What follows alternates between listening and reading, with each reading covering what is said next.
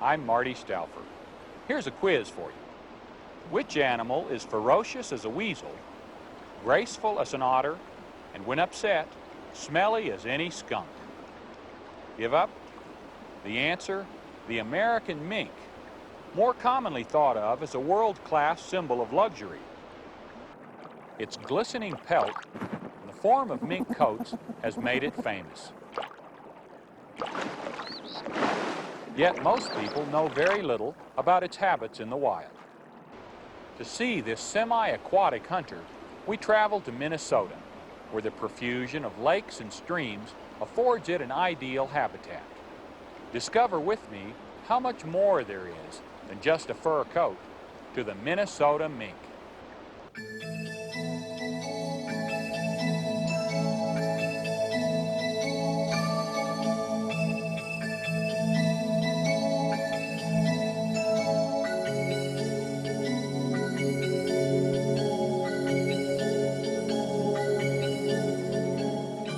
Minnesota has a rich diversity of human culture, wildlife, and landscapes.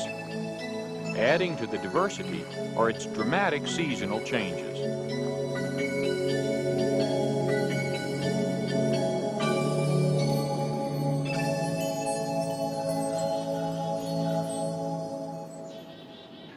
With the arrival of winter, many animals that live here during the summer migrate south to more gentle climates. Among those that stay are members of the Weasel family, animals whose thick fur keeps them warm through the winter.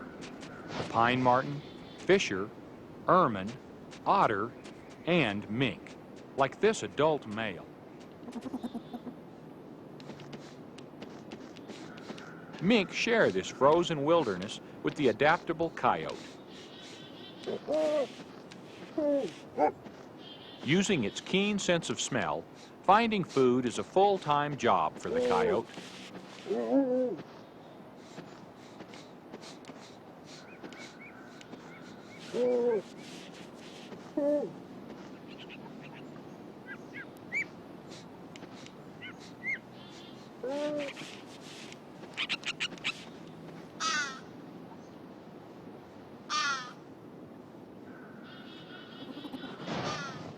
Mink are not normally included in the coyote's diet, but with the hungry predator nearby, a mink is wary enough to try to take cover.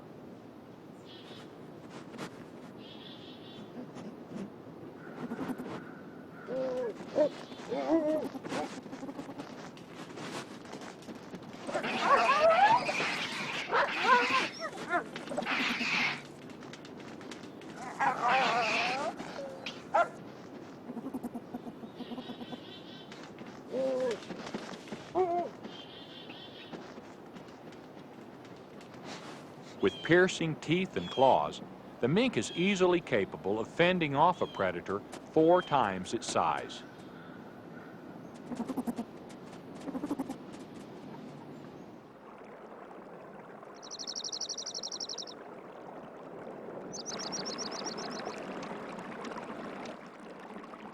In Minnesota, the mating season for mink begins in late February. For 3 weeks, they abandon their solitary ways to seek prospective mates. This rutting male may have traveled 15 miles in search of a receptive female. Members of each sex mate with 2 or more different partners. It's interesting that this promiscuous behavior promotes survival of the fittest. Because she mated with several males, the female's offspring will have different fathers. Studies show that the last mating produces most of the kits within a litter. Males still mating at the end of the season have most likely traveled the farthest and fought off the most rivals. So the strongest, most aggressive males will produce more offspring.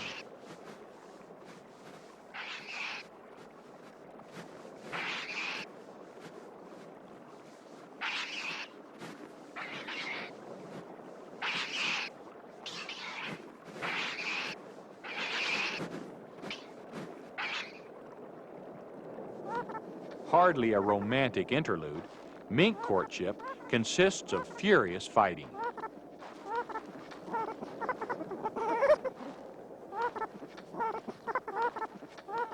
If the female is at the peak of her heat, she will copulate, but not without a struggle.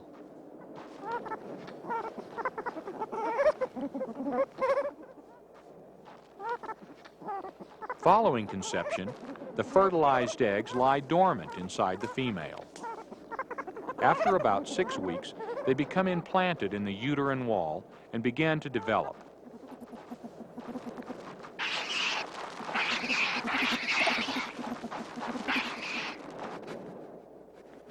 This delayed implantation is a great advantage in the north, since it usually delays birth until the arrival of spring, a time when more prey will be available.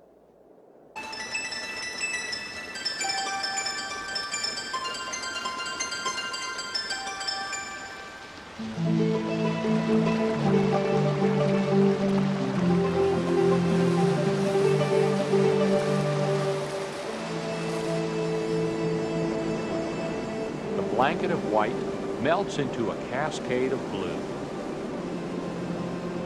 The runoff pours into Lake Superior, the largest body of fresh water in the world.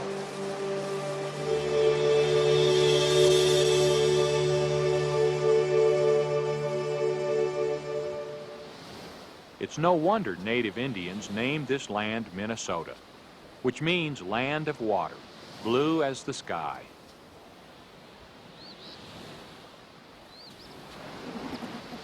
In these northern wetlands, mosquitoes and moose both thrive, and so do mink.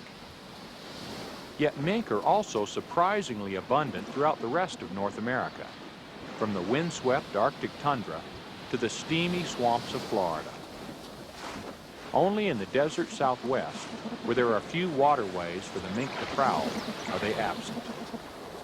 The mink occupies an ecological niche between that of its cousins, the river otter and the weasel.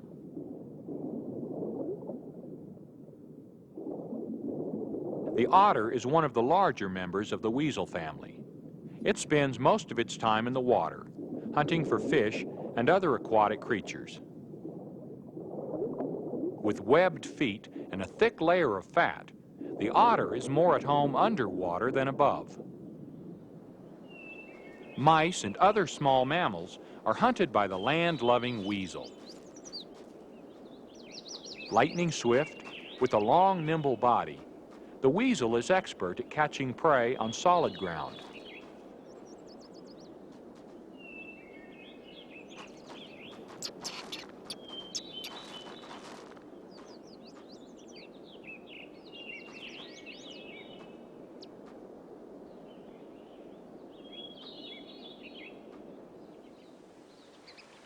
But the semi-aquatic mink, midway in size between the otter and the weasel, takes advantage of both sides of the shore.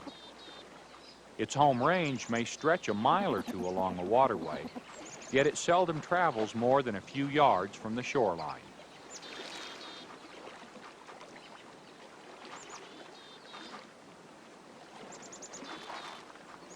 A mink marks its home range with a strong scent which smells a lot like a skunk. It does this primarily to keep other mink away from its hunting grounds. but the foul musk is also used to discourage predators.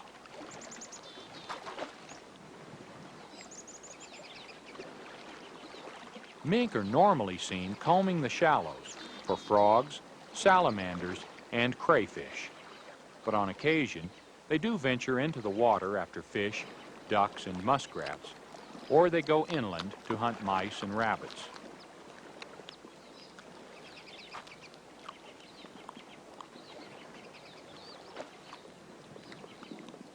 Although they're primarily meat eaters, mink feed on everything from birds to berries. Perhaps their unspecialized diet is one reason why mink, unlike most fur bearers, are so easily raised on ranches. Since the Civil War, mink have been bred in captivity. Today, for every mink trapped in the wild, 5 are supplied by fur farms. Because of this, furriers are able to meet the demand for mink coats, while mink remain abundant throughout most of their native range.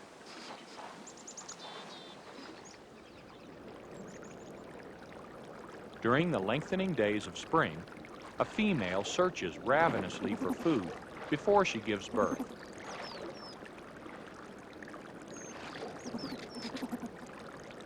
A lighter-colored male has also come to this riverbank to try his luck fishing. Like otters, mink are fond of fish. Unlike otters, their vision is not well adapted for hunting underwater. But fish are often found in the shallows where a mink hunts. The intruder, unsuccessful at his own fishing, tries to take the catch away from the female.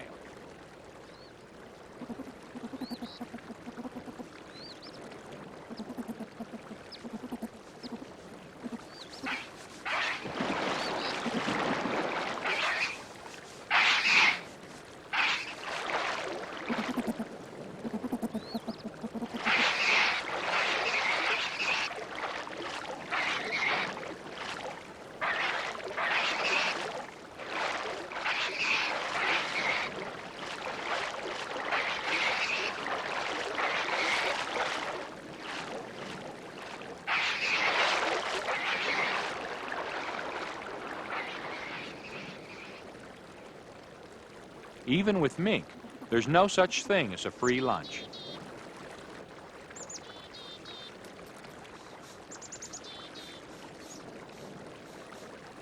The female returns to her hard-earned meal, while the male heads downstream.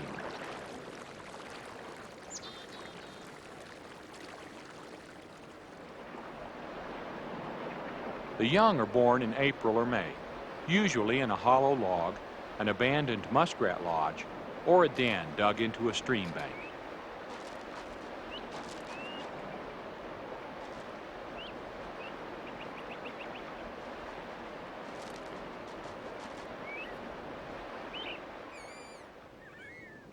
Mink can have up to 8 kits, but as with this female, they average about 4 per litter.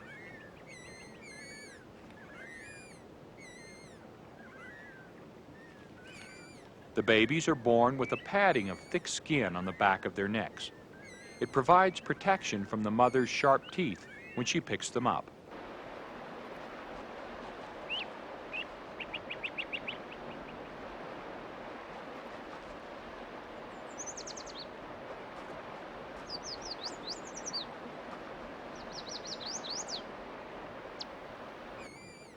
The newborn kits are hairless and their eyes are sealed shut. At this stage, they bear little resemblance to their alert, fur-covered parents. The nursing female leaves to hunt along the river.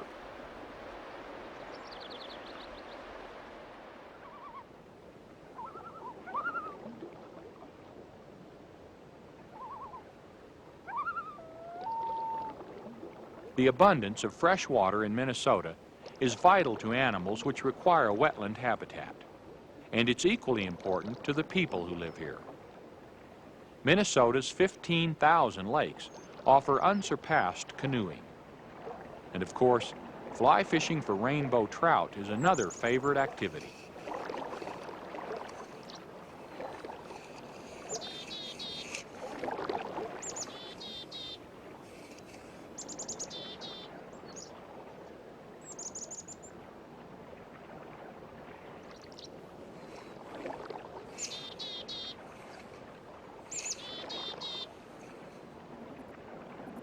Like many wild animals, mink have learned that where there are people, there's usually food.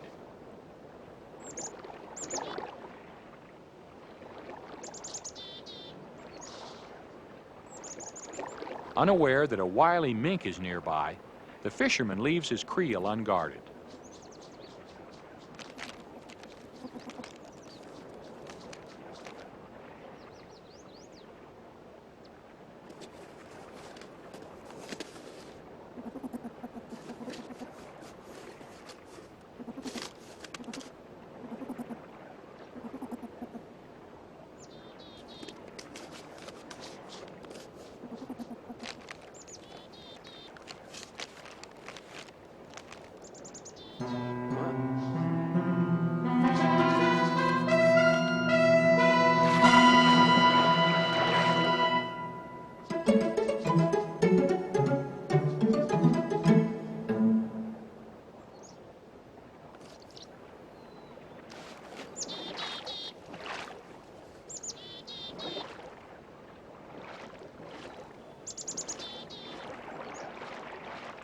If the female has her heart set on fresh fish, she'll have to catch her own. However, mink are opportunistic, and these young Canada geese do not go unnoticed.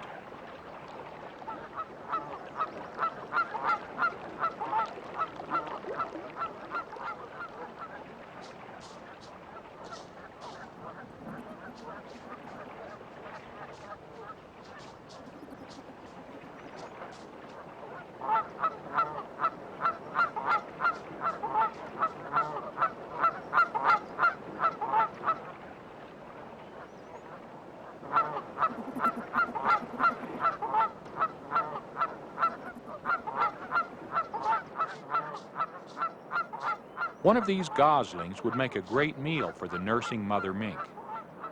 But since the young geese stay close by their protective parents, the mink leaves to satisfy her hunger elsewhere.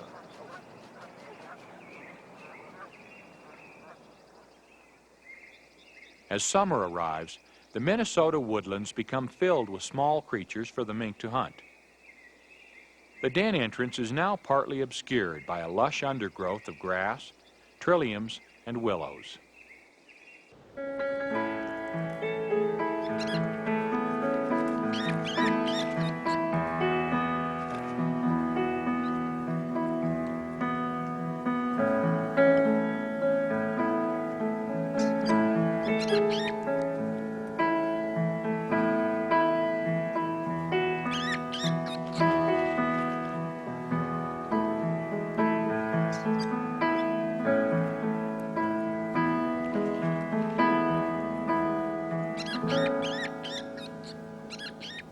The 3-week-old babies have grown rapidly on their diet of rich milk and will soon begin feeding on the kills their mother brings back to the den.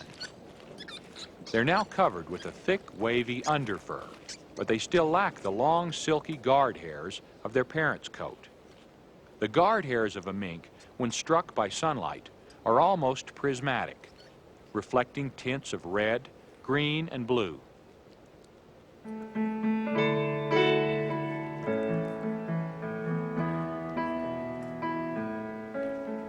In September, both the mother and her grown young will shed their light brown summer coats and replace them with thick, dark winter coats.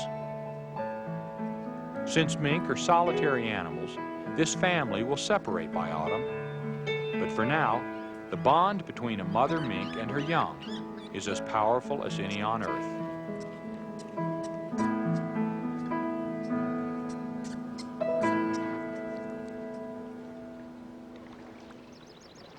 Summer is a time for exploration and play. With wide open eyes and wobbly legs, the month-old kits have started to venture outside the den.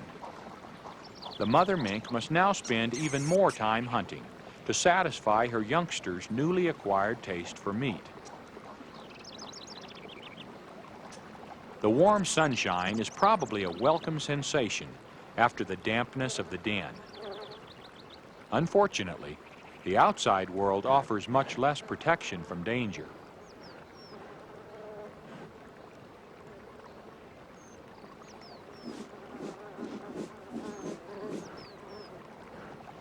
This nearby black bear also seems to enjoy basking in the dappled sunlight. The mother returns to check on her litter. Her movement rouses the bear's curiosity.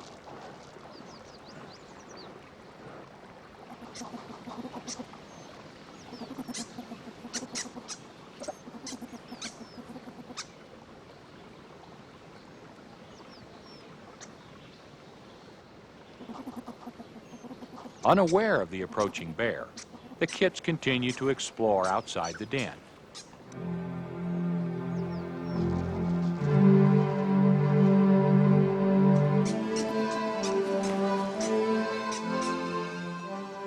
Learning to flee from predators is the first and most important lesson for all wild babies. The mother mink teaches her young the hard way by literally dragging them into the den.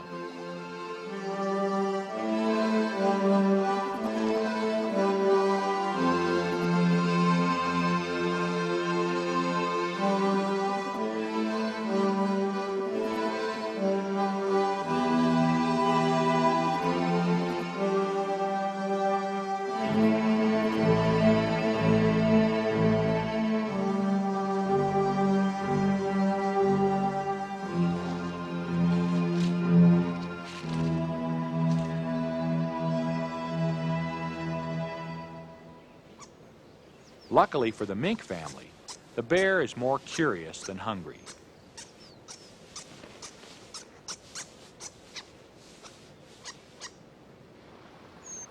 Mink often hoard scraps from past kills, bones, feathers, fur, and pieces of hide, for bedding material or for future meals.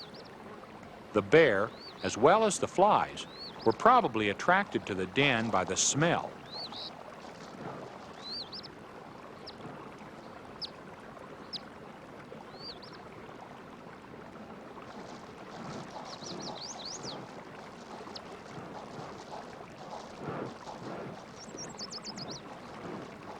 Black bears also like to travel along riverbanks and often cross paths with mink. But the mink's quickness and feisty disposition usually keep it out of trouble.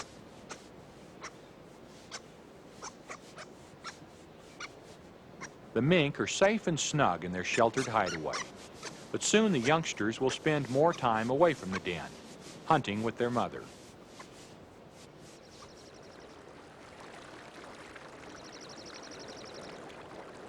Ten miles upstream from Lake Superior, this tributary provides an ideal nursery for insect larvae and fish eggs, which are fed upon by frogs. In turn, these amphibians are consumed by the mink.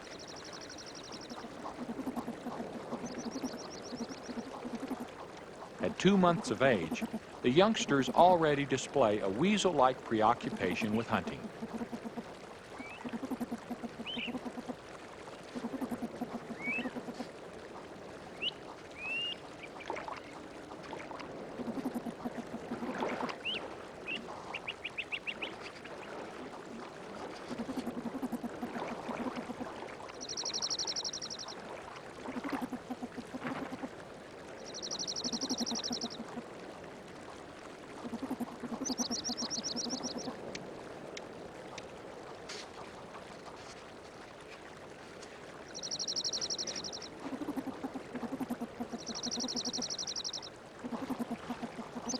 The curious youngsters stay close by their mother and continue to learn from her the finer points of catching prey.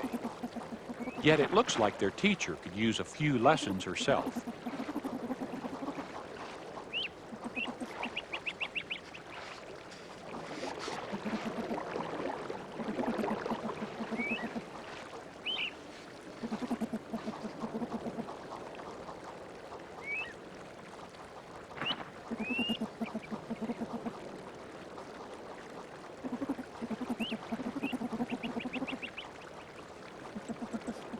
As her offspring poke among the rocks, the female interrupts their foraging for a swimming lesson. At first, the juvenile mink seem bewildered by their mother's strange behavior. but spurred by a natural instinct to swim, they take the plunge.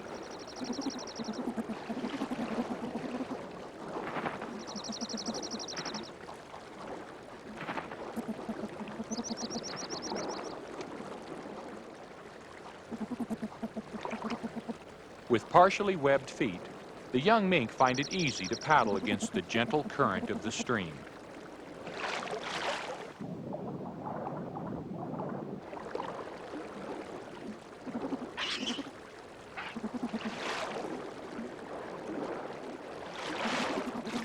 A close relative, the now extinct sea mink, was completely adapted for an aquatic way of life. These saltwater mink once frolicked in the coastal waves off New England, but mysteriously disappeared around the turn of the century. In several weeks, these youngsters will leave the family group and, with the skills learned from their mother, seek a life on their own.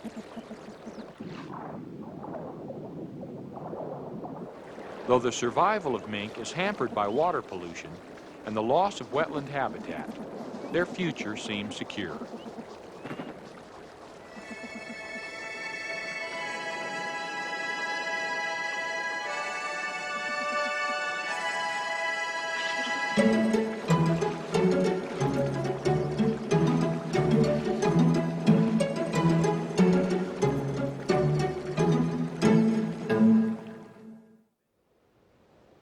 It's been called a weasel in a fur coat for raiding hen houses.